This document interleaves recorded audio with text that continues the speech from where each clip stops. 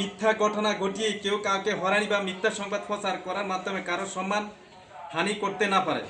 রাহমাতুল্লাহি ওয়া বারাকাতুহু। অলিপুর পূর্ব মধ্যমপাড়া মসজিদ প্রাঙ্গণ নিজেদের সীমানা প্রাচীর নিজেরা ভাঙচুর রাতের আধারে গাছ কেটে মিথ্যা মামলা দিয়ে প্রতিপক্ষকে হয়রানি এবং বিভিন্ন গণমাধ্যমে মিথ্যা তথ্য দিয়ে সংবাদ প্রচারের মাধ্যমে মানহানি প্রতিবাদে সংবাদ সম্মেলন। প্রিয় সাংবাদিক বিন্দু, আসসালামু আলাইকুম।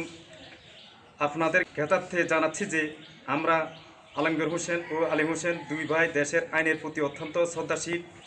আমাদের বিরুদ্ধে আইন অমান্যের কোনো নজির নেই। আমাদের পাশের বাড়ির ফুলপুর গ্রামের আব্দুল হাকিমের ছেলে মোহাম্মদ রুহুল আমিনের সাথে দীর্ঘদিন যাবৎ জমি সংক্রান্ত পারিবারিক বিরোধ চলে আসছিল। এই ঘটনার জেরে গত কিছুদিন পূর্বে রুহুল আমিন পিতা আব্দুল হাকিম আমাদেরকে পরিকল্পিতভাবে হয়রানির উদ্দেশ্যে রাতের আধারে তাদের একটি সীমানার প্রাচীর ভেঙে ফেলে এবং পার্শ্ববর্তী তাদের নিজ মালিকীয় জায়গার কিছু বনজ ও ফলজ গাছ নিজেরা কেটে ফেলে। এরপর এই ঘটনায় তারা আমাদের বিরুদ্ধে থানায় একটি মিথ্যা অভিযোগ, একটি ফৌজদারি মামলা ও আদালতে একটি মামলা দায়ের করে। অভিযোগ ও মামলা দায়ের পর থানা পুলিশ বিষয়টি তদন্ত করে। এতে আমাদের কোনো সংশ্লিষ্টতার সুস্পষ্ট প্রমাণ পাননি।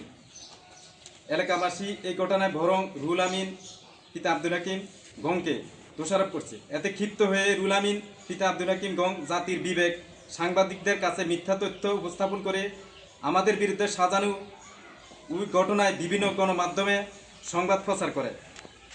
অভিযোগ ও মামলায় উল্লেখ করে আমরা নাকি তাদের জমির 2 শতক ভিতরে নিজেদের সীমানার প্রাচীর তৈরি করেছি, 180টি গাছ কেটে ফেলেছি।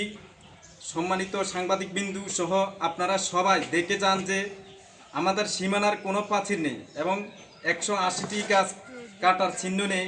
সম্পূর্ণ মিথ্যা ও বানোয়ার তথ্য দিয়ে আমাদেরকে হয়রানি করেছে, যা পরবর্তীতে আমাদের দৃষ্টিগোচর হয়েছে। বিগত দিনে রুহুল আমিন ও তার 3 ভাই মিলে আমাদেরকে মারধর করে মাথা ফাটিয়ে দিয়েছে এবং আমার মাকেও মারধর করেছে। মূলত তারা আমাদের সাথে এমন অত্যাচার করার কারণ হচ্ছে আমাদের 16 শতক জমি তাদের 20 শতক জমির পাশে রয়েছে। আমরা যাতে এই 16 শতক জমি তাদের নিকট বিক্রি করে চলে আসি, এই জন্য প্রতিনিয়ত হয়রানি এবং প্রাণনাশের হুমকি দিচ্ছে।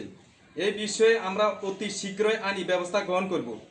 আমরা প্রশাসনের কাছে নিরাপত্তা চাই এবং প্রশাসনের সুদৃষ্টি কামনা করছি। আমরা আজকের এই সংবাদ সম্মেলন থেকে উক্ত ঘটনা ও হয়রানিমূলক অভিযোগ ও মানহানিকর সংবাদে তীব্র নিন্দা জানাচ্ছি।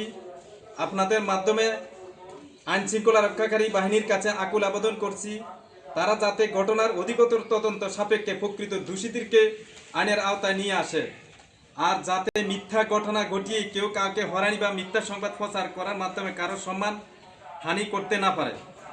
হে জাতির বিবেক সাংবাদিক বিন্দু, আমরা প্রত্যাশা করব আপনারাও উক্ত পরিকল্পিত ঘটনাটির সঠিক তদন্ত করে দেশ ও জাতির সামনে প্রকৃত ঘটনাটি তুলে ধরবেন, যাতে মুখোশধারী এবং নোংরা মানসিকতার লোকদের মুখোশ সমাজ তথা দেশ ও জাতির কাছে উন্মোচিত হয়।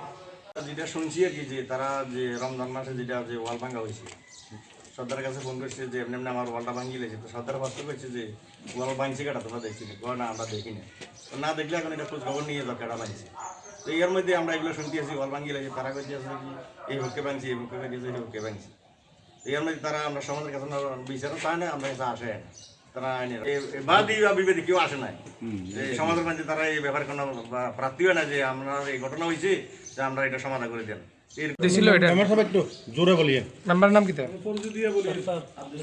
আসলে আজকে যে এই সংবাদ সম্মেলন, এটা সম্বন্ধে আমি যদি বলতে যাই, এটা আসলে তাদের এই দোনোপক্ষের, তারা চাচাতো ভাই এবং জ্যাঠাতো ভাই, তারা নিজেরার ভিতরে আজকে অনেক দিন এটা নিয়ে যাবে না। এই জায়গাটা তাদের কিনা সম্পত্তি, তাদের প্রত্যেক সম্পত্তি নেই, কিনা সম্পত্তি। এখানে আমার মনে হয় আমি যতটুকু জানি এখানে খাস নিয়ে বা একটু জায়গা বেশি আছে, এই বেশিটা নিয়ে তারা দোনোরা ভাইয়ের মধ্যে মানে এই বিরোধটা।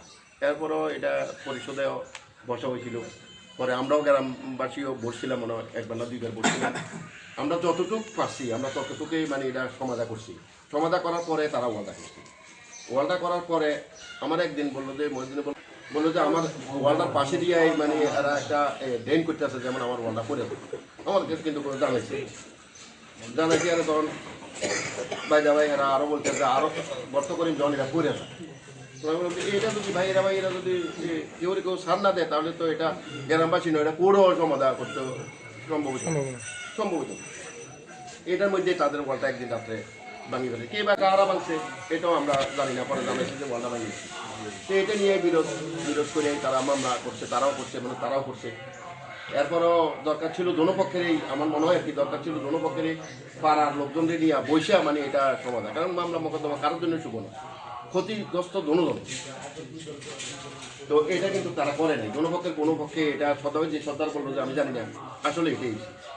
তো আমার মনে হয় যে আপনারা এটাই বলবেন সত্য কথাটা, আপনারা আসছেন, আপনারা সাংবাদিকবৃন্দ আপনাদেরকে শ্রদ্ধা করি, আপনারা দেখেন আসলে গাছগুলো কাটছে কিনা বা ওয়ালটা ভাঙছে কিনা, কে বা কারা ভাঙছে, এটা না হলে বা গাছ কাটলে তো গাছে গোড়া থাকবো না, আপনারা দেখবেন না যদি গাছ কাটা থাকে গাছে তো নাই গোড়া থাকবো কোথায়। আচ্ছা আচ্ছা, দেখেন না আপনারা আছেন তো, আপনারাও দেখেন, দেখি আবার এটা যেভাবে সুন্দর হয় বলা, যেখানে এইভাবে বলবেন আপনারা প্রচার করবেন, আপনারা ওইভাবে প্রচার করবেন যেন মিথ্যা কোনো কিছু যেন প্রচার না হয়, সত্য যেটা আপনারা